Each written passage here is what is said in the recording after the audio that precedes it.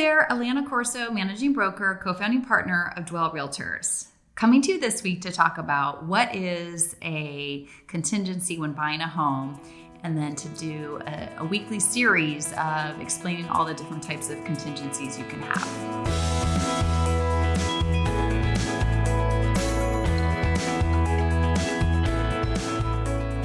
So first things first, you have to understand what is a contingency.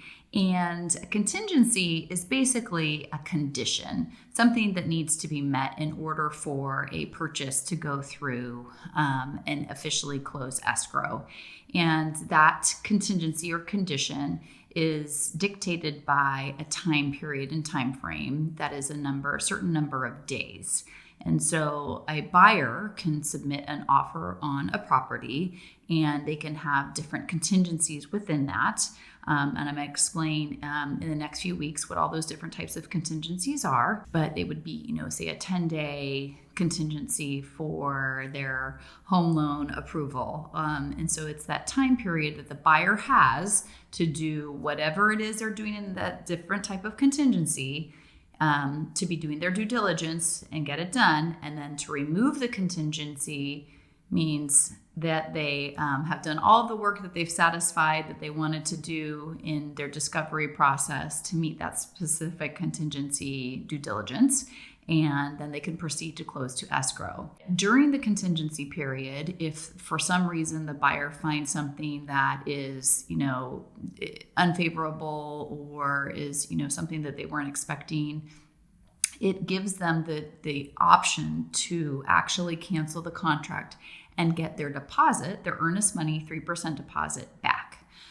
So it's important to understand what the contingency means to you as a buyer and a seller, and why you need the help of a trusted advisor such as myself to really understand the risks and the pros and cons of putting contingencies into contracts. So one of the most common types of contingencies that we see with purchase contracts is what's called a property condition or home inspection contingency. And so this is when a home inspector, so the buyer has a right to obtain any and all inspections that they want to, understand the house and discover what is going on. Now, typically here on the peninsula, most sellers do pre-sale inspections, and they typically do a general property inspection and a pest inspection, and maybe some other different types of inspections if they were called out in the property inspection they got. But the catch is those inspections that the seller provided cover the seller. They don't cover the buyer in the sense that the buyer didn't hire those inspectors, and there might be other things that the buyer might want to, make sure that the chimney's okay, or maybe they want to do a structural inspection, or maybe they need to have a pool inspector come out and check out a pool. And that's, again, the job of me or advisor to kind of go through that process and decide if the buyer needs to obtain their own inspections. And so with that, you would potentially write your purchase contract and say, all right, we could get a roof inspector out there in 7 days. So we would need probably an 8-day inspection contingency in our purchase contract in order to get that inspector out there, get the report, and then make our decision. And typically what happens, you get the inspection done and it occurs and you review it. If there's any, extraordinary red flags or items that you want to discuss, it could be a new renegotiation with the seller for, maybe you discover that the roof needs to be completely replaced, and that devalues the house in essence if you didn't know that going into when you originally wrote your purchase contract.